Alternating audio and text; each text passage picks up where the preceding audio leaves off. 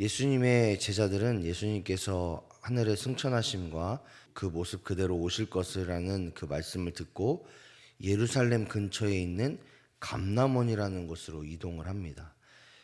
제자들이 예루살렘 근처로 간 이유에 대해서는 사도행전 1장 4절의 말씀에서 말씀을 하고 있는데, 한번 읽어보면, 사도와 함께 모이사 그들에게 분부하여 이르시되 예루살렘을 떠나지 말고 내게서 들은 바 아버지께서 약속하신 것을 기다리라 라는 예수님의 말씀이 있었기 때문에 그렇습니다.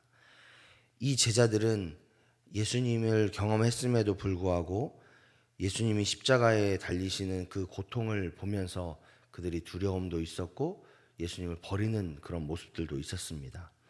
그러나 예수님의 부활을 경험함으로 인하여서 그들의 두려움이 사라지게 되고 예수님의 언약의 성취, 즉 성령의 임재를 기대하는 사람들로 그렇게 소망하는 마음으로 예루살렘에 남는 그런 모습을 보여주고 있습니다. 그들에게는 예수님께서 돌아가셨다라는 그 두려움보다는 예수님께서 다시 오실 것이다, 또한 우리에게 성령을 내려주실 거다라는 그 기대감과 또한 하나님에 대한 신뢰함이 가득했다라는 것을 우리는 볼 수 있습니다. 예수님의 제자들과 더불어 모인 성도의 수는 오늘 15절의 말씀을 보니까 120명이다라고 이야기하고 있습니다. 그런데 그 120명이 되는 사람들이 모여서 어떤 일을 했느냐라고 했을 때에 14절의 말씀을 보니까 여자들과 예수의 어머니 마리아와 예수의 아우들과 더불어 마음을 같이하여 오로지 기도에 힘쓰더라 라고 말씀하고 있습니다. 그들은 120명이나 되는 사람들이 예루살렘 근처 감람원에 모여서 한 일이 뭐냐라고 했을 때 마음을 합하여 기도에 힘썼다라고 이야기합니다.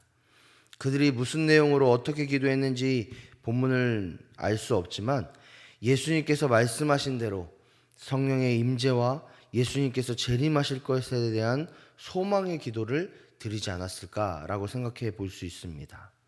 또한 사도행전 1장 8절의 말씀처럼 성령의 권능으로 예루살렘과 유다와 사마리아와 땅끝까지 이르러 예수님의 복음을 전하는 그런 사명을 감당할 수 있도록 기도하지 않았을까 한번 생각해 볼 수 있습니다.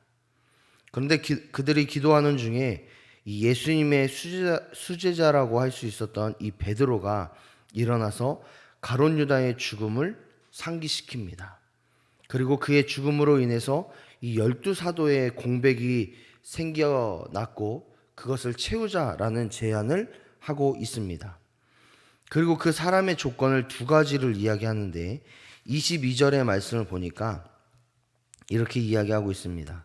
항상 우리와 함께 다니던 사람 중에 하나를 세워 우리와 더불어 예수께서 부활하심을 증언할 사람이 되게 하여야 하리라 하거늘, 이렇게 말씀하고 있습니다. 첫 번째 조건은 제자들과 함께 예수님을 따랐던 사람이 조건이 됩니다. 이는 예수님의 사역을 가장 가까이에서 보고 듣고 경험했던 사람이 되어야 한다라는 조건입니다. 예수님의 사역의 모습, 사역의 중심적인 근본 정신을 알아야지만 예수님을 전할 수 있고 복음을 전할 수 있기 때문에 그렇습니다. 두 번째 조건은 예수님의 부활을 증언할 수 있는 사람이어야 된다라고 말씀합니다. 이는 십자가 사건을 경험했음에도 불구하고 그리고 그 경험함으로 인하여서 예수님을 떠나지 않고 예수님을 신뢰하며 예수님께서 다시 오실 것이라는 그 믿음, 확고한 구원의 소망이 그에게 있을 때에 있는 자야지만 예수님을 흔들리지 않고 선포할 수 있고 복음을 전할 수 있기 때문에 이런 조건을 달았다라고 볼 수 있습니다. 그리고 이 두 가지 조건에 부합하는 사람으로 요셉과 마띠아가 선출되는데 그들은 기도한 후에 제비를 뽑고 마띠아를 12사도의 위치에 세웁니다. 이렇게 예수님의 제자들과 성도들은 감람원에 모여서 마음을 같이하여 기도하면서 성령의 임재를 기대했을 뿐만이 아니라 예수님께서 내리신 땅끝까지 이르러 복음을 전파하라라는 그 지상 명령을 이행하기 위한 실질적인 문제를 그리고 실질적인 준비를 하고 있음을 보게 됩니다. 이를 통해서 우리는 깨닫는 것이 있다라면 두 가지로 정리할 수 있는데, 하나님의 놀라운 기적의 역사는 늘 기도의 자리에서부터 시작된다라는 것을 깨닫게 됩니다. 예수님도 공생애를 시작하시기 전에 광야에서 기도하셨고 3년의 모든 사역 역시도 기도로 사역을 시작하셨고 마무리하셨음을 보게 됩니다. 이 기도는 의식이나 절차가 절대로 아닙니다. 또 어떤 행위를 하기에 앞서서 하나님을 끌어다 땡기기 위해서 하는 행위도 절대로 아닙니다. 예수님은 기도 외에는 능력 나감이 없다라고 말씀하셨습니다. 기도는 하나님의 능력이 선포되는, 하나님의 능력이 이루어지는 능력의 통로요, 기적의 시작입니다. 그렇기 때문에 예수님의 제자들 역시도 기도의 자리에 모였고 한마음 한뜻으로 기도했고 또 기도함으로 인해서 하나님께서 이루실 것을 기대하는 마음을 가졌습니다. 이는 우리도 마찬가지입니다. 오늘 이 자리에 모이셔서 오늘 하루의 시작을 기도로 시작하시는 저와 여러분의 마음 가운데에 이런 확신이 있었으면 좋겠습니다. 내가 기도할 때에 하나님의 능력이 내 삶 가운데에, 내 가정 가운데에, 우리 교회 가운데에, 이 나라 이 땅 가운데에 이루어진다. 이런 확신이 있었으면 좋겠습니다. 그리고 우리가 이렇게 기도할 때에 우리의 기도는 하나님의 역사를 준비하는 기도가 될 줄 믿습니다. 따라서 우리가 기도하는 이 자리에 모이는 것, 그리고 한마음 한뜻으로 하나님의 역사를 소망하며 기도하는 것은 어찌 보면 하나님의 위대한 사역에 여러분이 동참하시는 겁니다. 그렇기 때문에 이 기도의 자리, 이 소중한 기도의 자리, 하나님의 능력이 나타나는 이 기도의 자리를 간절히 사모하시고 모이기에 힘쓰시고 기도하는 데 힘쓰시는 저와 여러분이 되시기를 주님의 이름으로 축복합니다. 두 번째로 깨닫는 것은 복음을 듣고 믿는 자로서의 사명을 확인하게 됩니다. 예수님은 모든 사람들에게 성령 충만과 복음 전파를 명령하셨습니다. 이는 구원을 경험한 사람들이 마땅히 해야 되는 사명이기도 합니다. 그리고 그 사명의 자리로 저와 여러분을 초대하셨습니다.